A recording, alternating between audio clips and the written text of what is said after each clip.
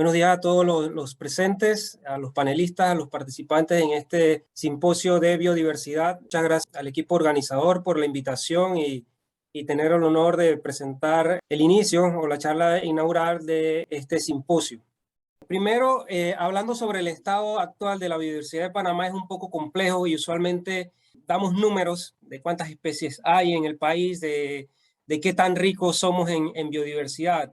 Aquí tenemos un mapa, este mapa es del 2012, de los sistemas de vegetación de Panamá, en donde en la región occidental tenemos un gran impacto antropogénico, teniendo principalmente todas las áreas de las zonas bajas o de las tierras bajas del país prácticamente deforestadas, teniendo una mayor concentración de bosques en las cordilleras, en la serranía de Talamanca y Tabasará en el occidente del país y parte de las tierras bajas de Bocas del Toro. Igual para la región norte de la provincia de Veraguas. En estas regiones, a pesar de que en este mapa no se muestran impacto antropogénico o pérdida de hábitat representativos, tenemos que mencionar que en los últimos años ha habido un incremento importante en las tasas de deforestación de estas regiones para la creación de zonas productoras. En términos generales, las principales amenazas que hacen frente a la biodiversidad, principalmente a las especies de flora y fauna, está la pérdida de hábitat.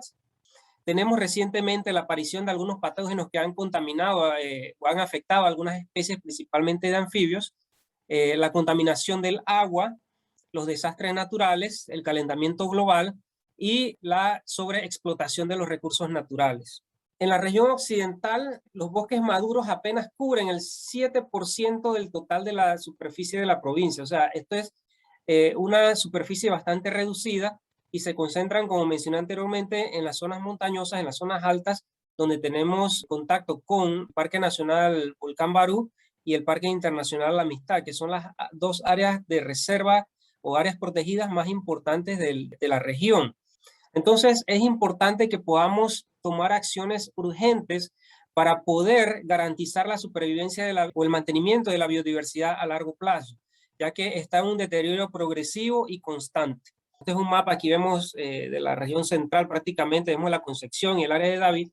Vemos pequeñas líneas verdes que son principalmente áreas de quebradas y ríos. Estas áreas de quebradas y ríos mantienen algo de vegetación. En algunos sitios han sido totalmente deforestadas, pero la poca vegetación que permanece en estas zonas es importante y sirve como un corredor para las especies, tanto de flora y fauna en la región. Así que son prácticamente las únicas zonas que nos quedan para el mantenimiento de la biodiversidad nativa que hay en la región.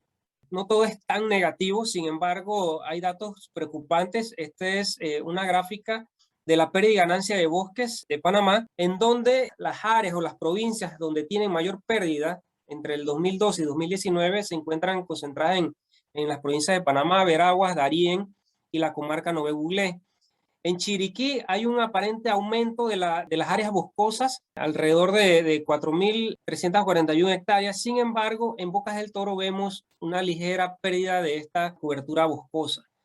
En Bocas del Toro, personalmente, me preocupa la situación allá porque en los últimos años he observado una pérdida acelerada de las zonas boscosas de las tierras bajas, principalmente a lo largo de la carretera que conecta entre Chiriquí Grande y Almirante, lo que está afectando significativamente a especies de fauna y flora principalmente que no se encuentran en ningún área protegida. En estas zonas no hay áreas protegidas que puedan garantizar la supervivencia de esas especies. Entonces es preocupante porque hay especies que, si bien no son especies endémicas, tienen poblaciones únicas, que si las poblaciones desaparecen, desaparece ese acervo genético.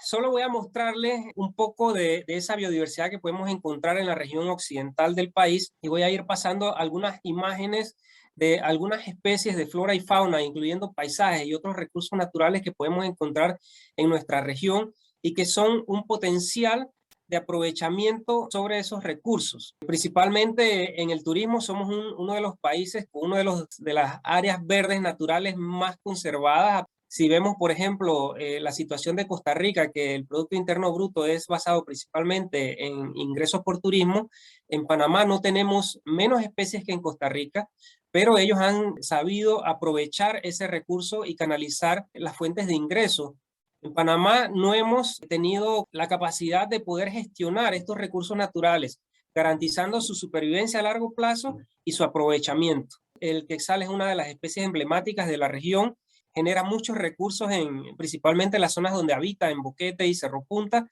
donde hay muchas personas que visitan nuestro país simplemente por fotografiar esta especie.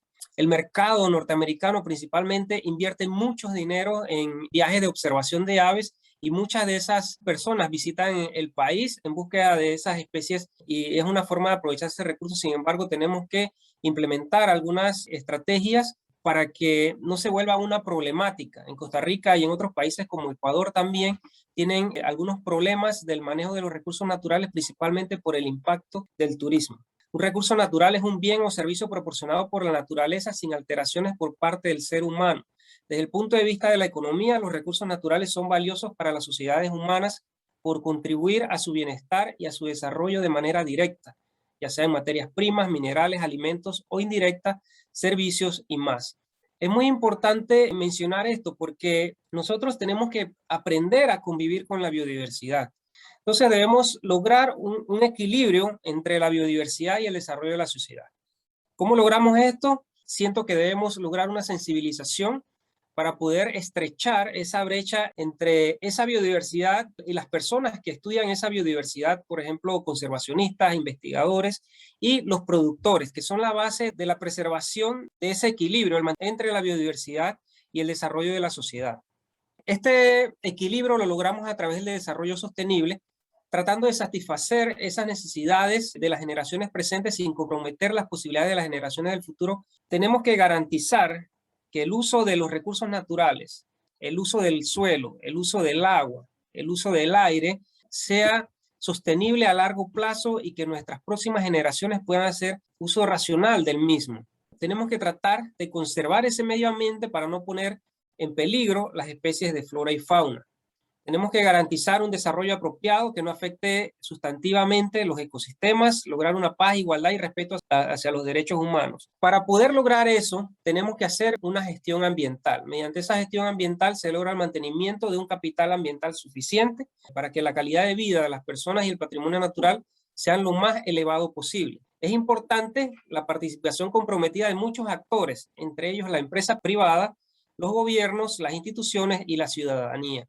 Esto es clave porque usualmente cuando tratamos de lograr ese equilibrio entre desarrollo y conservación, no llegamos a un acuerdo porque no permitimos la participación o la integración de una línea o la otra para lograr ese desarrollo sostenible a largo plazo. Quiero hablarles un poquito de un estudio de caso en donde iniciamos la sensibilización para la conservación y aprovechamiento de la biodiversidad. Tienen un proyecto muy interesante en donde tratan de lograr esa sensibilización de la conservación de la biodiversidad a través de viajes. En esos viajes ellos llevan un mensaje, hacen investigación y hacen educación.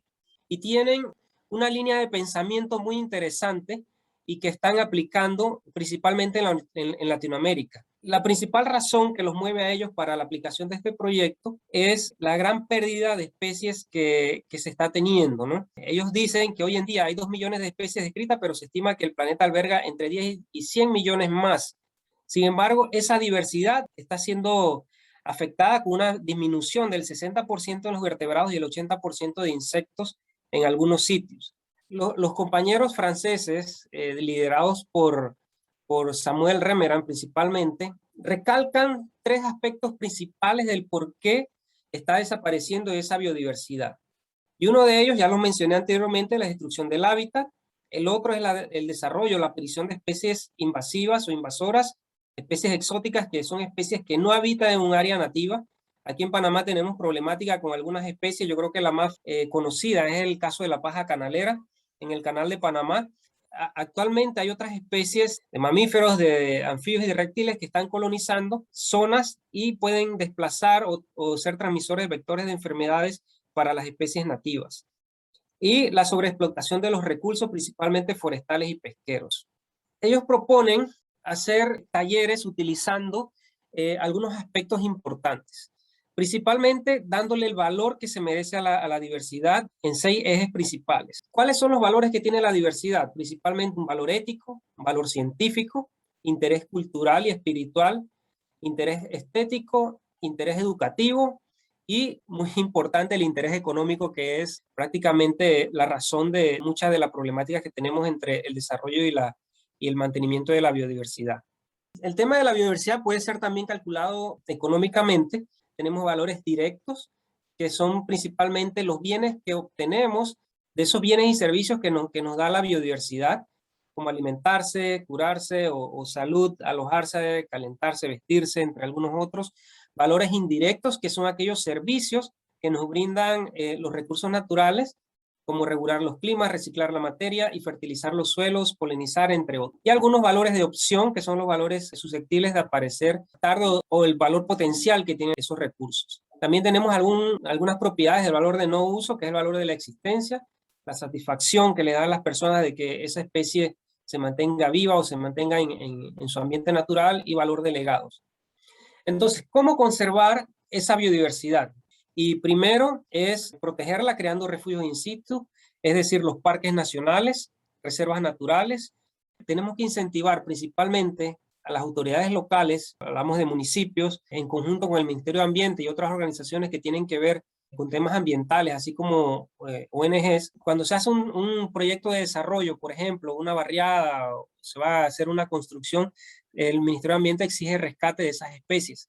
Cuando se rescatan especies en esas zonas de tierras bajas, no hay dónde hacer la liberación, por ejemplo, porque las áreas protegidas más cercanas están en el volcán Barú. Imagínense llevar una ranita de aquí de las tierras bajas acostumbrada al calor allá a la cima del volcán Barú, se va a morir, ¿no? Esos refugios permiten la interacción del ser humano y podemos aprovecharlo para esparcimiento, para elevar la calidad de vida. Solo con eso tenemos un valor agregado, aparte de la explotación turística y otros servicios ambientales que podemos ver más adelante. Y el último recurso para proteger esa biodiversidad es creando programas ex situ, como zoológicos.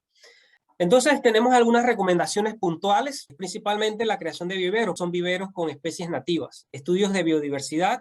Hay estudios que se realizan, aquí pongo un ejemplo, Meet Your Neighbor. Este es un estudio que un grupo de científicos ayudan a la comunidad a conocer los vecinos. Los vecinos son las especies de flora y fauna que hay alrededor del jardín de la casa. Hay algunas iniciativas como iNaturalist, que se hacen algunos retos naturalistas en donde las personas con su teléfono toman fotografía de esas especies y conocen los nombres comunes, nombres científicos de esas especies. Entonces, incentivar estudios de biodiversidad. Nosotros estamos desarrollando este tipo de estudios de ciencia ciudadana, principalmente en la región de Boquete, y capacitando también a guías de turismo para el conocimiento y la generación de nuevos productos turísticos.